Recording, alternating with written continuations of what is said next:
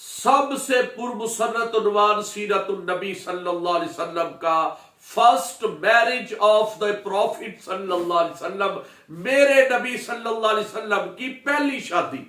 مناؤ جشن، مناؤ خوشیاں۔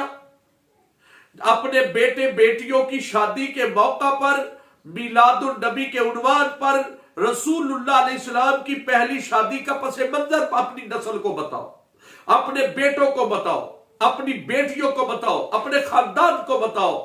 جشن کی صورت پیدا کرو کہ اس سے باوقار، اس سے اعلیٰ، اس سے اچھی، اس سے افضل، اس سے پرمسرت، اس سے مہکتی چمکتی دھمکتی شادی اور کون ہو سکتی ہے؟ کس کی شادی ہے جس پر اس سے زیادہ خوشی کا اظہار کیا جائے کہ میرے نبی صلی اللہ علیہ وسلم کی پہلی شادی ہے اور اس بی بی سے شادی ہے جس سے پوری سیدوں کی نسل چلی، پورے سادات یہی سے شروع ہوئے، پوری کائنات میں سیدوں کا جو ابتدائیہ پوائنٹ ہے وہ اسی شادی پر منحصر ہے۔ رسول اللہ علیہ السلام کی پہلی شادی کے پہلے پوائنٹ کو اپنے دل اور دماغ پہ لکھے کہ لڑکی والوں نے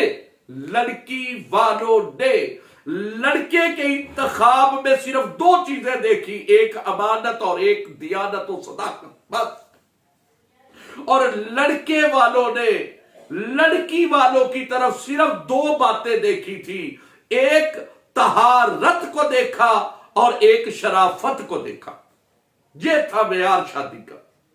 ہم نے تو معیار ہی بدل دیے، ہم نے صرف پیسے کو دیکھا، ہم نے صرف خاندانی سٹیٹس کو دیکھا، ہم نے صرف مفاد پرستی کو دیکھا، ہم نے صرف جہیز کو دیکھا، ہم نے صرف دنیا داری کو دیکھا۔ لیکن پیغمبر علیہ السلام کی سیرت کا سب سے خوبصورت عنوان کیا ہے کہ جب بھی دیکھا پہلی شادی کی، یہ نہیں دیکھا کہ یہ بی بی پہلے دو شادیاں کر چکی ہے، دو مرتبہ بیوہ بن چکی ہے، نہیں دیکھا۔ یہ نہیں دیکھا کہ یہاں پر جو بحیثیت مرد ہے رسول اللہ علیہ السلام کی ذات ہے، وہ عمر میں 15 سال چھوٹے ہیں۔ بی بی سیدہ خدیجہ الکبریٰ رضی اللہ عنہا کی عمر 40 سال ہے، 15 سال کا ایج گیپ ہے۔ یہ نہیں دیکھا کیونکہ معیار ایج نہیں ہے، معیار شرافت ہے، طہارت ہے، پاکیزگی ہے، ایمانداری ہے، وفا ہے، خلوص ہے۔ اس بنیاد پر جب شادی ہوگی تو رسول اللہ صلی اللہ علیہ وسلم نے جب تک خدیجہ الکبریٰ رضی اللہ عنہا حضور کے نکاح میں رہی، اللہ کے نبی نے اور شادی نہیں کی۔ بنیاد میں شرافت و محبت کی تھی۔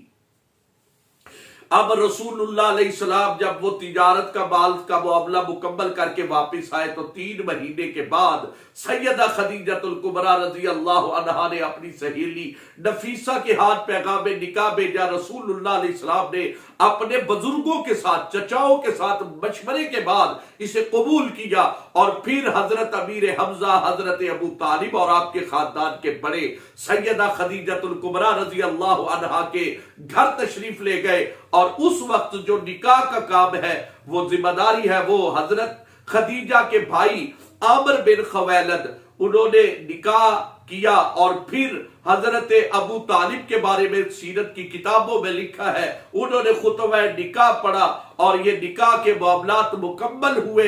اس وقت کوئی بینڈ نہیں، کوئی باجے نہیں، کوئی دھمال نہیں، کوئی ڈھول نہیں، کوئی مہندی نہیں، کوئی ایسے معاملات ہی نہیں ہے۔ کیوں؟ نکاح ایک سنت عمل ہے، نکاح رسول اللہ علیہ السلام کی سیرت کا سب سے محبوب عمل ہے۔ نکاح رسول اللہ علیہ السلام کی زندگی کا وہ خوبصورت پہلو ہے کہ اگر معاشرے میں وہی طرح، وہی طریقہ، وہی نہج، وہی انداز آ جائے، اللہ کی عزت کی قسم گھروں میں آسانی آ جائے، گھروں کے اندر سکون آ جائے۔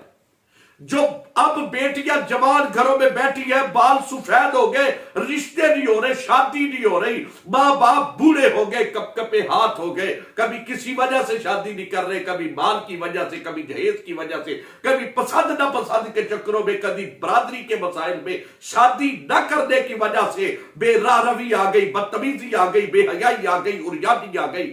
آؤ لوگوں، رسول اللہ علیہ السلام کی سیرت کے اس پہلو پر کہ میرے نبی صلی اللہ علیہ وسلم نے پہلی شادی کی، اس کی بنیاد وفا محبت تھی، اور اتنی سادگی سے شادی کی کہ لوگوں کے لیے ایک آئیڈیل نظام بن گیا، اور رسول اللہ علیہ السلام کی شادی سیدہ خدیجہ الکبریٰ رضی اللہ تعالی عنہا کے ساتھ قرار پائی۔